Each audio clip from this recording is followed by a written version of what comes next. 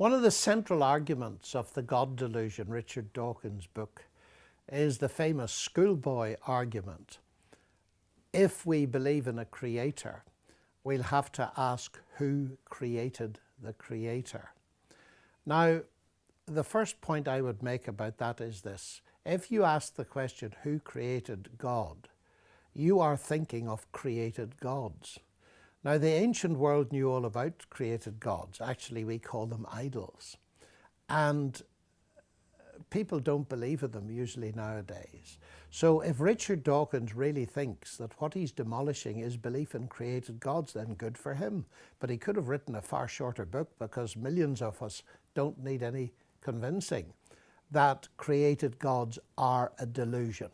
So that's the first point. And I believe it's quite a serious point, actually, because if he thinks that the God means you must be able to say who created God, then he does fall foul of that criticism.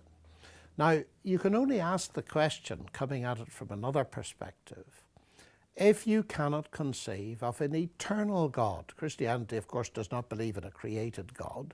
It believes in God who is eternal and is the creator of everything else.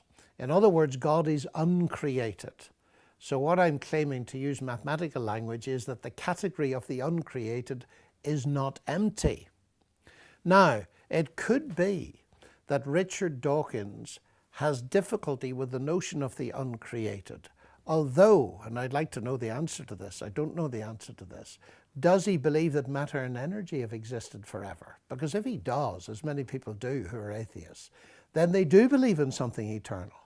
So the problem must be that they can believe in something eternal, but they don't believe in an eternal person, an eternal God. But where's the logical difficulty? If you admit that something eternal exists, then postulating that an eternal person exists. On the other hand, if they believe that matter and energy are finite, we can ask them their own question: who created that? And who created whatever created that, and so on. You have an infinite regress unless you can see that the buck must stop somewhere. And of course, the Christian doctrine is that God existed eternally, so that by definition, the creation buck, so to speak, stops there. So I really think that in a way, the game is given away by asking that question. Dawkins is thinking of created gods, which are a delusion.